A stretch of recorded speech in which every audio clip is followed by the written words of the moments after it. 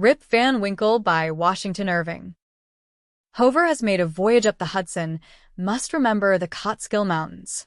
They are a dismembered branch of the great Appalachian family and are seen away to the west of the river, swelling up to a noble height and lording it over the surrounding country. Every change of season, every change of weather, indeed, every hour of the day, produces some change in the magical hues and shapes of these mountains, and they are regarded by all the good wives, far and near, as perfect barometers. When the weather is fair and settled, they are clothed in blue and purple and print their bold outlines on the clear evening sky. But sometimes, when the rest of the landscape is cloudless, they will gather a hood of gray vapors about their summits, which, in the last rays of the setting sun, will glow and light up like a crown of glory.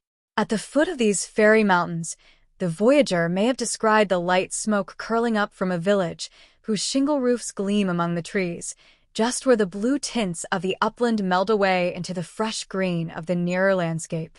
It is a little village of great antiquity, having been founded by some of the Dutch colonists in the early times of the province, just about the beginning of the government of the good Peter Stuyvesant. May he rest in peace. And there were some 4 of the houses of the original settlers standing within a few years, built of small yellow bricks brought from Holland, having latticed windows and gable fronts, surmounted with weathercocks. In that same village, and in one of these very houses, which, to tell the precise truth, was sadly time-worn and weather-beaten, there lived, many years since, while the country was yet a province of Great Britain, a simple, good-natured fellow of the name of Rip Van Winkle. He was a descendant of the Van Winkles who figured so gallantly in the chivalrous days of Peter Stuyvesant and accompanied him to the siege of Fort Christina. He inherited, however, but little of the martial character of his ancestors. I have observed that he was a simple, good-natured man. He was, moreover, a kind neighbor and an obedient, henpecked husband. Indeed, to the latter circumstance might be owing that meekness of spirit which gained him such universal popularity, for those men are apt to be obsequious and conciliating abroad, who are under the discipline of shrews at home. Their tempers, doubtless, are rendered pliant and malleable in the fiery furnace of domestic tribulation, and a curtain lecture is worth all the sermons in the world for teaching the virtues of patience and long-suffering. A termagant wife may, therefore, in some respects, be considered a tolerable blessing, and if so, Rip Van Winkle was thrice blessed. Certain it is that he was a great favorite among all the good wives of the village, who, as usual with the amiable sex, took his part in all family squabbles, and never failed, whenever they talked those matters over in their evening gossipings, to lay all the blame on Dame Van Winkle. The children of the village, too, would shout with joy whenever he approached. He assisted at their sports, made their playthings, taught them to fly kites and 5-shoot marbles, and told them long stories of ghosts, witches, and Indians. Whenever he went dodging about the village, he was surrounded by a troop of them, hanging on his skirts, clambering on his back, and playing 1,000 tricks on him with impunity, and not a dog would bark at him throughout the neighborhood. The great error in Rip's composition was an insuperable aversion to all kinds of profitable labor. It could not be for want of assiduity or perseverance, for he would sit on a wet rock, with a rod as long and heavy as a Tartar's lance, and fish all day without a murmur, even though he should not be encouraged by a single nibble. He would carry a fowling piece on his shoulder for hours together, trudging through woods and swamps, and up hill and down dale, to shoot a few squirrels or wild pigeons. He would never refuse to assist a neighbor even in the roughest toil, and was a foremost man in all country frolics for husking Indian corn, or building stone fences. The women of the village, too, used to employ him to run their errands, and to do such little odd jobs as their less obliging husbands would not do for them. In a word, Rip was ready to attend to anybody's business but his own, but as to doing family duty and keeping his farm in order, he found it impossible. In fact, he declared it was of no use to work on his farm. It was the most pestilent little piece of ground in the whole country. Everything about it went wrong, in spite of him. His fences were continually falling to pieces. His cow would either go astray or get among the cabbages. Weeds were sure to grow quicker in his fields than anywhere else. The rain always made a point of setting in just as he had some outdoor work to do, so that though his patrimonial estate had dwindled away under his management, acre by acre, until there was little more left than a mere patch of Indian corn and potatoes, yet it was the worst-conditioned farm in the neighborhood. His children, too, were as ragged and wild as if they belonged to nobody. His son Rip, an urchin begotten in his own likeness, promised to inherit the habits, with the old clothes, of his father. He was generally seen trooping like a colt at his mother's heels, equipped in a pair of his father's cast-off galligaskins, which he had much ado to hold up with one hand, as a fine lady does her train in bad weather.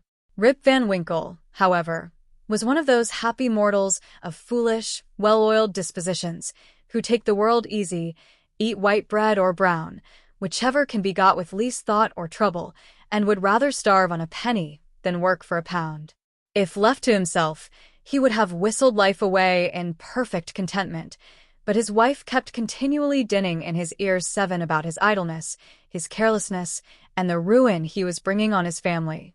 Morning, noon, and night, her tongue was incessantly going, and everything he said or did was sure to produce a torrent of household eloquence.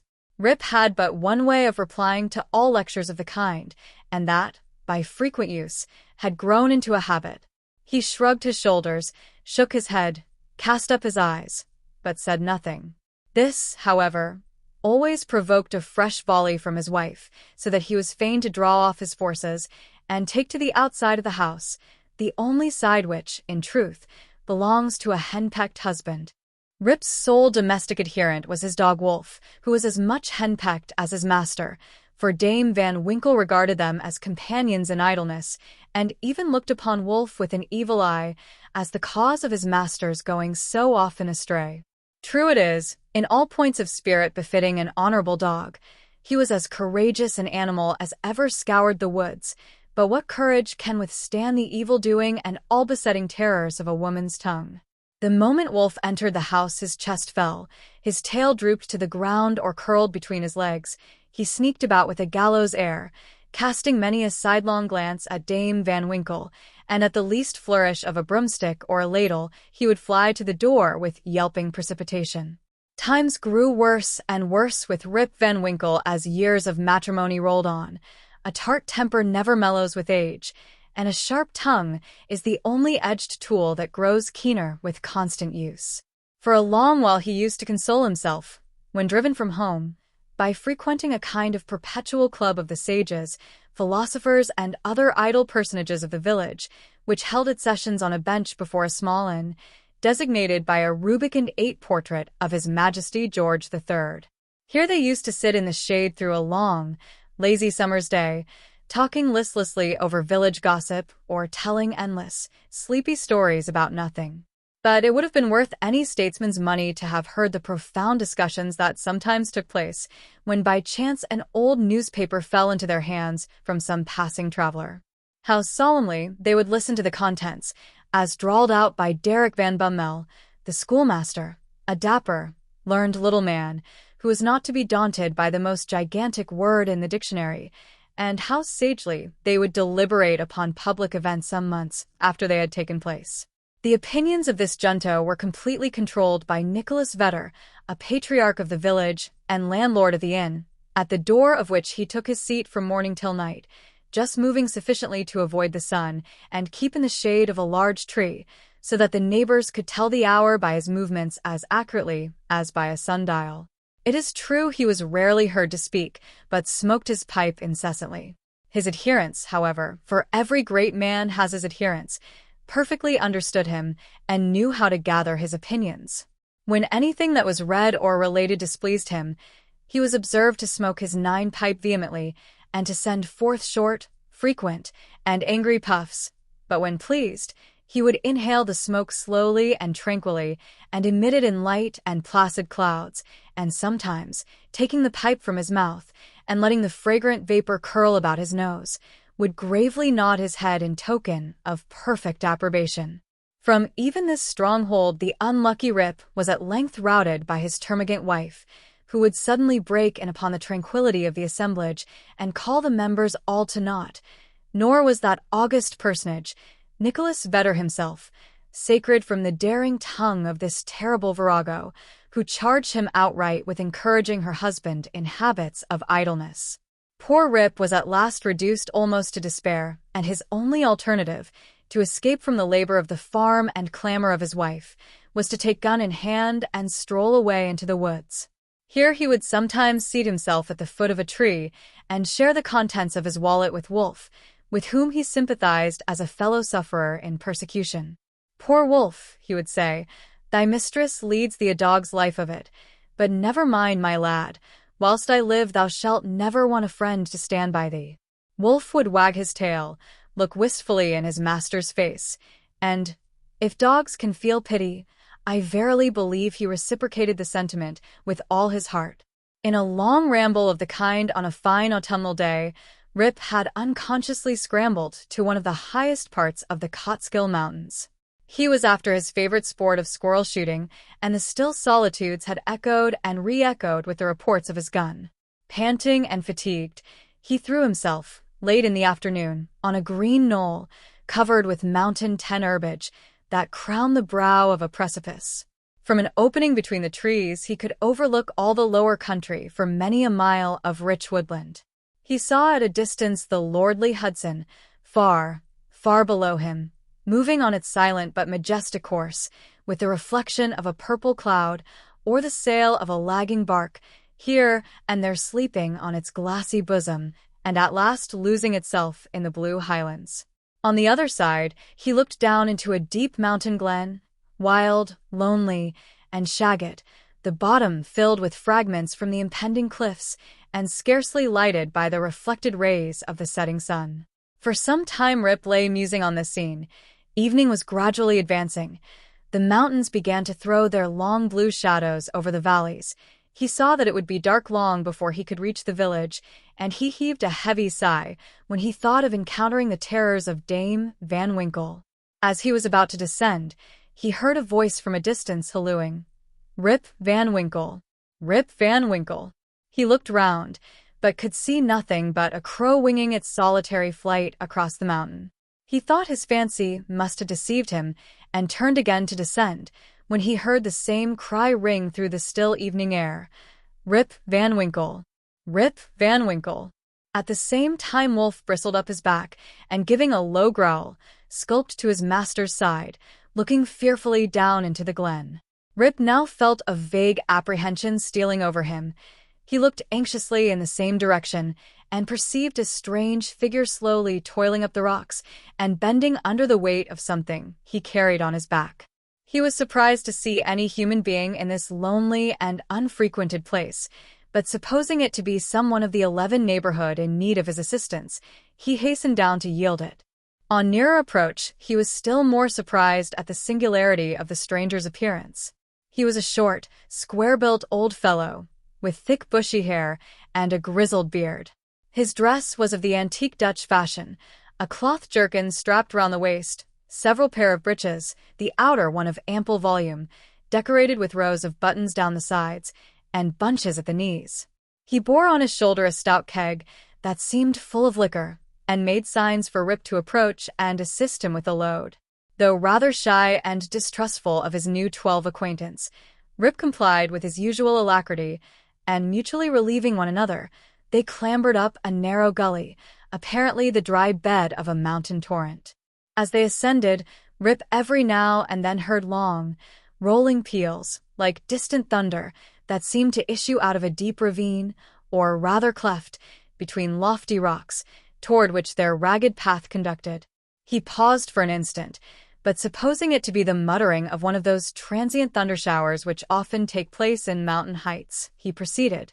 Passing through the ravine, they came to a hollow, like a small amphitheater, surrounded by perpendicular precipices, over the brinks of which impending trees shot their branches, so that you only caught glimpses of the azure sky and the bright evening cloud. During the whole time Rip and his companion had labored on in silence, for though the former marveled greatly what could be the object of carrying a keg of liquor up this wild mountain, yet there was something strange and incomprehensible about the unknown that inspired awe and checked familiarity. On entering the amphitheater, New objects of wonder presented themselves. On a level spot in the center was a company of odd-looking personages playing at ninepins. They were dressed in a quaint, outlandish fashion. Some wore short doublets, others jerkins, with long knives in their belts, and most of them had enormous breeches, of similar style with that of the guides. Their visages, too, were peculiar. One had a large beard, broad face, and small piggish eyes. The face of another seemed to consist 13 entirely of nose, and was surmounted by a white sugar-loaf hat, set off with a little red cock's tail. They all had beards, of various shapes and colors. There was one who seemed to be the commander.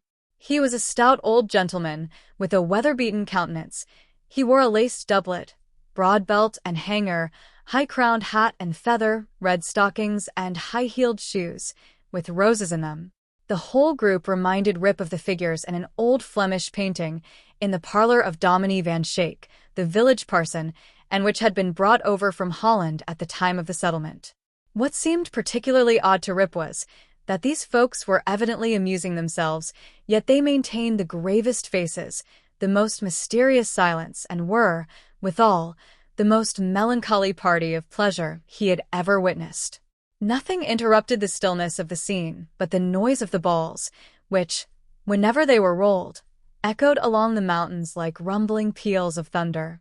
As Rip and his companion approached them, they suddenly desisted from their play and stared at him with such fixed, 14-statue-like gaze and such strange, uncouth, lackluster countenances that his heart turned within him and his knees smote together. His companion now emptied the contents of the keg into large flagons and made signs to him to wait upon the company. He obeyed with fear and trembling.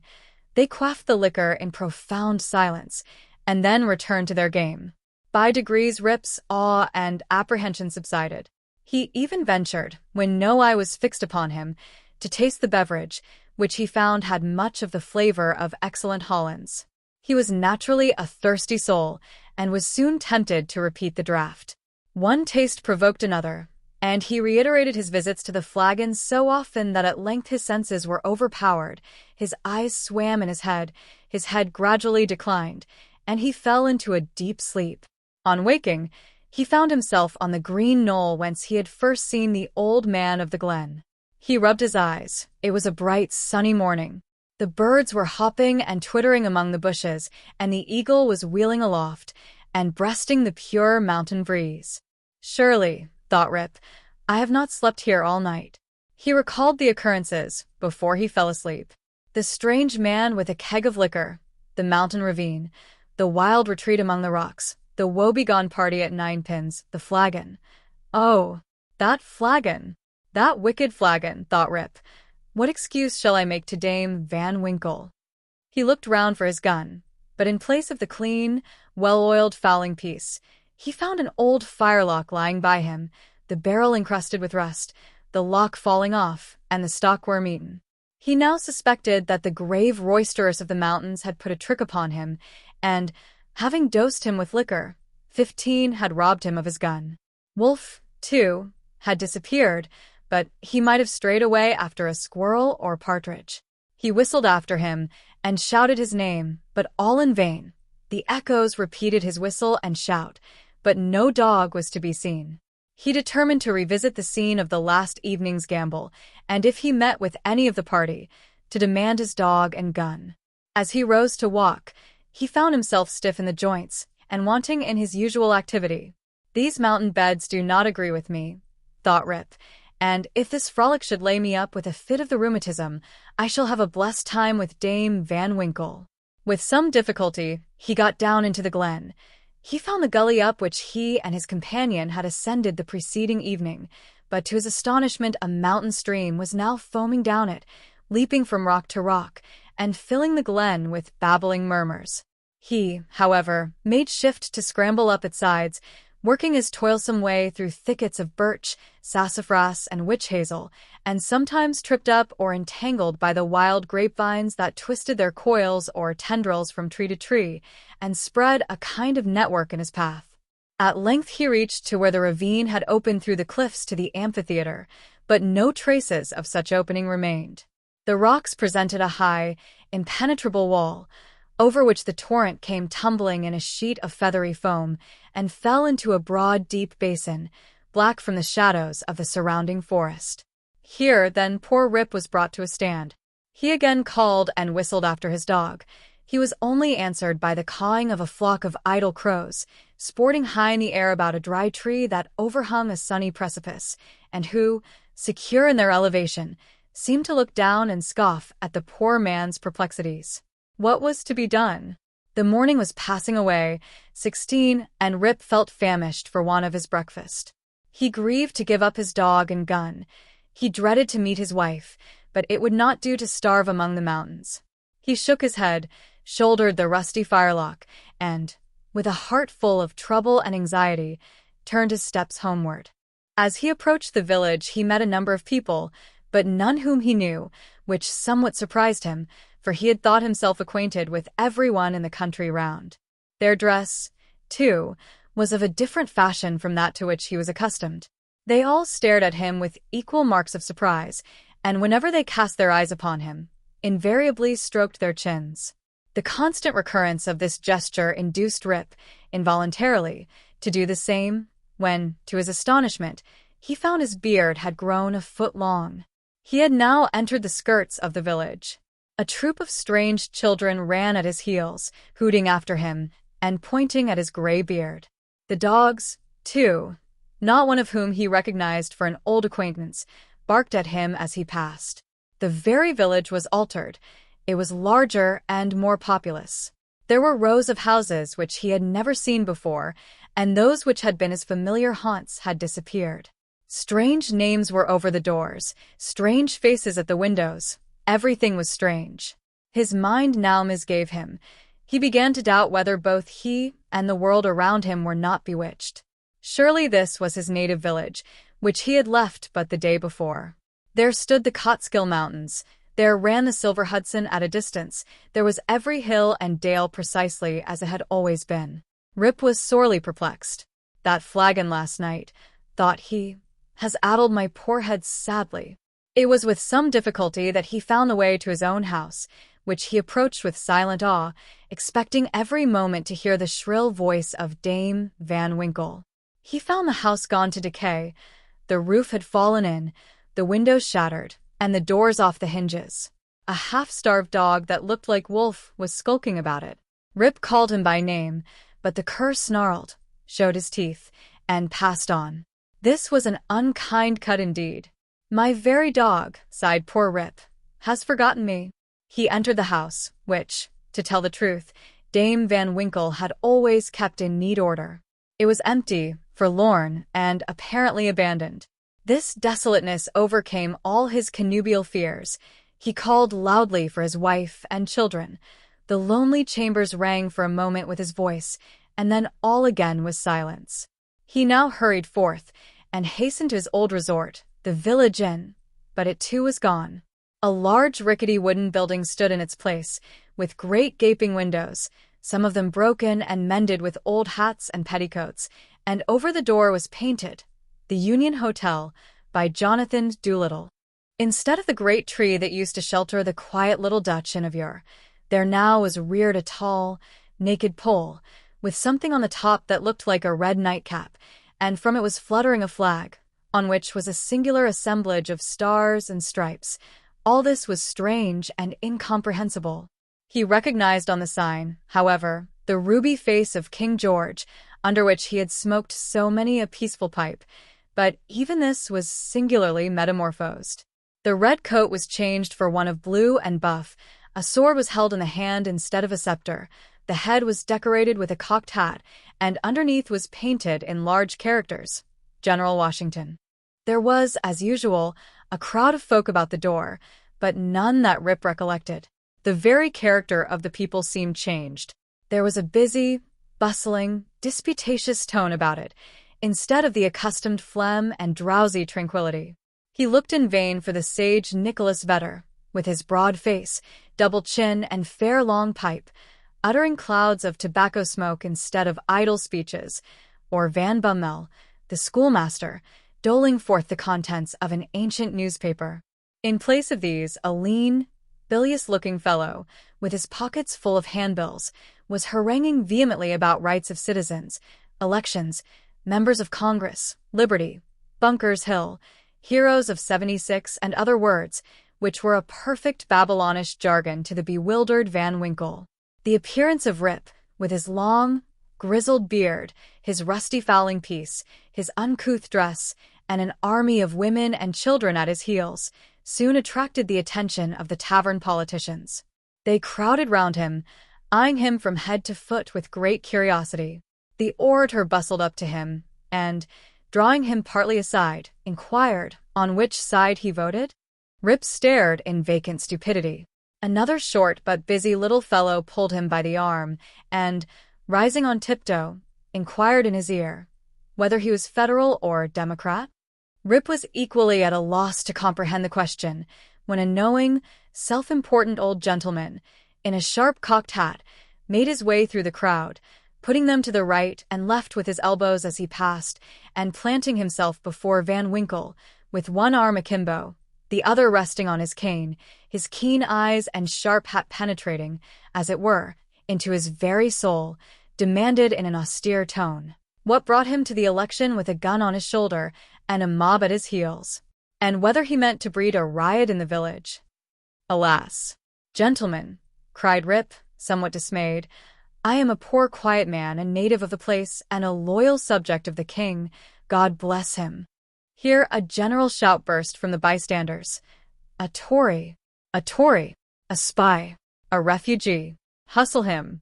Away with him! It was with great difficulty that the self-important man in the cocked hat restored order, and, having assumed a tenfold austerity of brow, demanded again of the unknown culprit what he came there for and whom he was seeking.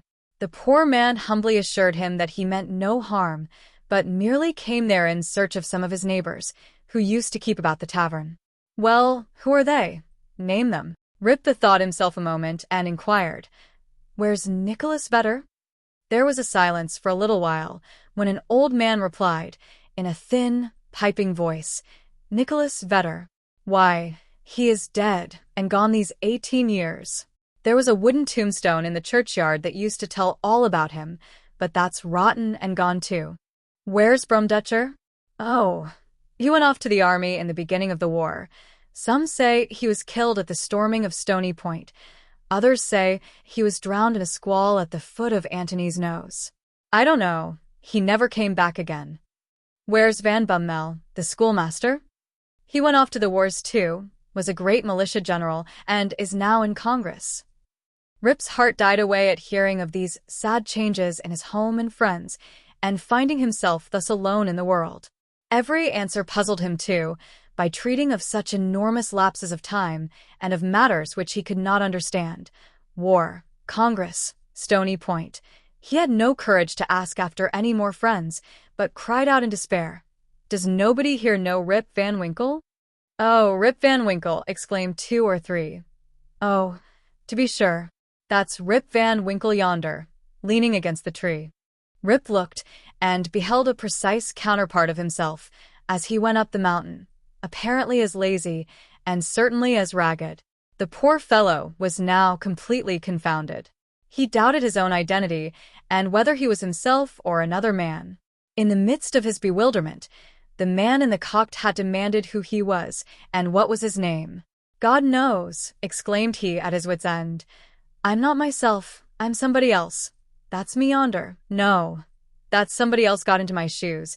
I was myself last night, but I fell asleep on the mountain, and they've changed my gun, and everything's changed, and I can't tell what's my name or who I am.